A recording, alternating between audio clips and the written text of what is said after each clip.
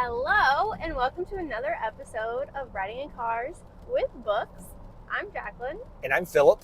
And today, I'm going to be discussing It's All or Nothing Vale by Andrea, Beatriz, Arango. And Phillip didn't read it, so are you going to ask me questions? Absolutely not. Okay, great. A little bit about this book. It's amazing. You should read it. I am just here for a visual appeal. Okay. So Valentina was in a car accident and broke her leg, and so she's struggling to come back from that and get back into fencing, which is her one and only true love. And I mean, who doesn't love a good fence? what? It's going to be a long video, people. Yes, you're going to be very annoying. So she was the top athlete at her fencing gym, and when she goes back after her accident, she's struggling mentally and physically with getting back to where she was before. And there's a new girl at the gym who she thinks is better than her, and she's jealous. And she maybe starts getting a crush on her too, so that's fun.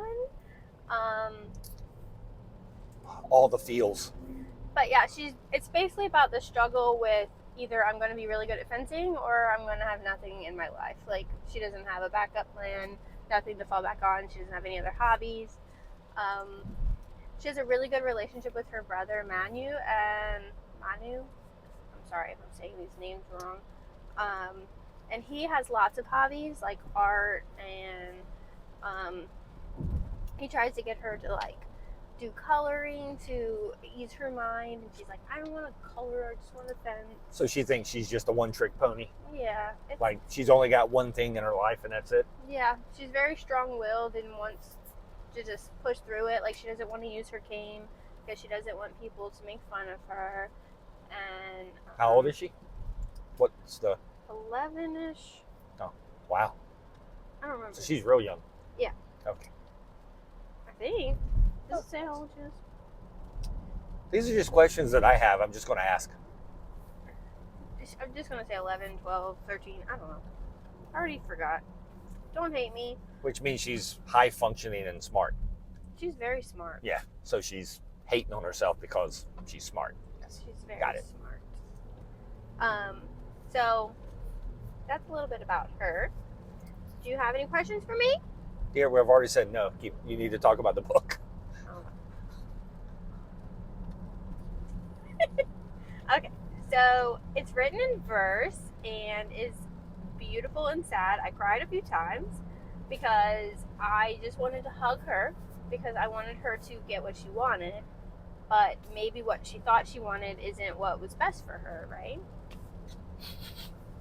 So her coach ends up asking her, maybe you want to help me teach the littles, and I think that would be really good for her, so she's still involved in the fencing world, but she's not fencing and pushing herself to things that she can't do anymore. And she went to a physical therapist all the time, and I loved her physical therapist. That part was great. And they had a good conversation about, am I disabled? What is a disability? Because, like, she's able-bodied in every sense of the word except for when it comes to things that she used to be able to do with her leg.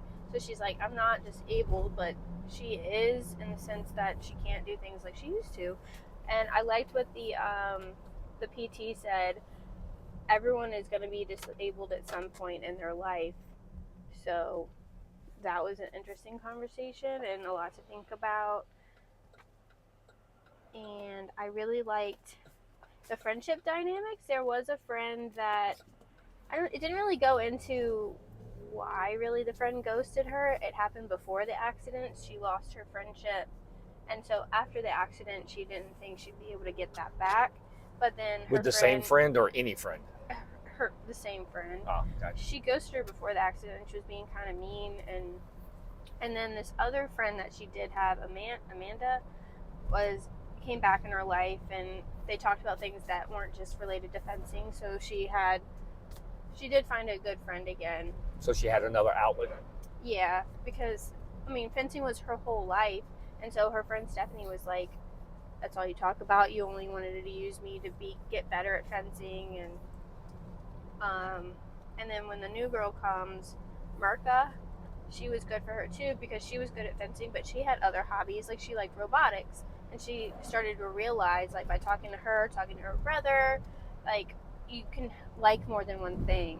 And she thought her family of all people would, like, they want me to be really good at fencing, they want me to be the best, and if I'm not the best anymore, are they still going to love me? So it was a lot of self-doubt and personal growth that she had to go through, and I just love how it wrapped up and ended, and made me happy and sad. I think like I have not read the book, but it's always interesting to me when I read books and I've talk to young people sometimes and all that, or even older people, right? Like you're talking about the friend who's like you only ever want to talk about fencing, and so you're just using me for that. But like sometimes people just get really excited about something that they really enjoy. Yeah. And they need an outlet to talk about it. And when you find like people who like the same thing, you get overly excited, and sometimes you don't talk about other things than that. It's not that you can't, it's just you kind of need that outlet. And so I always find it interesting that, especially in real life, that everything really comes down to communication, and people just don't want to communicate, right? And they're kids, they don't always know how. Yeah, but adults do it all the time too, right? Like to me, that's what's always important about these all ages books and stuff, is that everything that you see them go through, adults are going through it too, and just no one wants to talk about it. Like everyone just wants to assume everything and go and move on. Yeah. Like, and not like, well, I'm not going to do this if they don't ask me, or I'm not going to do this if they don't do this, or they blew me off this day, and obviously they hate me now. And it's just, you just never know what's going on in someone's life. And this was before the accident, so like right. It's not like she ditched her because of her accident. But Stephanie is also in her fencing class, and I think she ditched Valentina for boys, and Valentina's like, I'm not really into boys, like I don't want to talk about boys.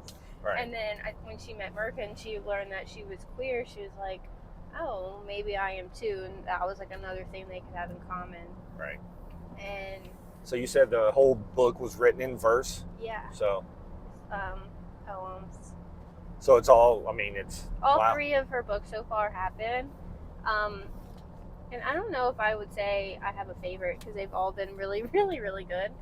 But this one, having the sports aspect and the PT aspect, definitely wins a special place in my heart. And then something like Home had a therapy dog. And then her first one, I believe, explains it all, just because it was her first one, was like just really, really freaking good. And I don't know, so I don't want to say this is my new favorite, but I'm just going to say I love this one so much. There's no pictures. There's no pictures. She does write in a little journal sometimes. I can't read books without pictures. You would. But it's sad. You don't want to read sad No, books. I don't really like sad stuff. I don't. Oh. I need uplifting stuff. Her grandfather had a disability. I think it was more neurodivergent. I already forgot, sorry. But she learned about her grandfather having a disability, and he was a musician, and her family liked to salsa. And so I think that was a really good integral part of like her rehabbing, like finding something else she liked was salsa dancing with her family. Because really? Like she could be really good at that. And to me, the parallels of fencing and salsa, like the footwork and stuff, I was like, that really made sense of like, it's something else to do. And it was a connection that she made with her family. And so that was really beautiful. And like her Puerto Rican roots. And it takes place in Virginia. I don't know if it's a fictional part of Virginia or a real part of Virginia, but it takes place in Virginia. Sometimes it all feels fictional. Yeah. So Andrea moved away to Puerto Rico. She went back home. So she's not a local author anymore, but I'm still going to consider her a local author because she's wonderful. And I love her books, and you should read them. Ta-da. Do you have anything else to add? I didn't read the book. I know. I don't like rambling, but I love this book. I love ballet, and I think I'm going to listen to the audio because I requested it from the library, and it came in already. That's cool. So I'll probably do a reread on audio soon, just to make sure I'm saying everything correctly. That's what audiobooks are good for, names. Yeah. And the cover art is just so beautiful. It's hard to see, but in her colorful jacket here, she's got an ice cream cone and her Nintendo Switch, because her friend gives her a Switch to play games, and like some other hobbies in the colors. And it's just, I think the same cover artist did all of her books, and they're so pretty. I love her hair. But yeah, there's no pictures inside the book. It's just a novel, but it's still worthy of a read. So, check it out. It's All or Nothing Vale by Andrea Beatriz Arango, and you should read it. Okay, thanks, bye. Bye.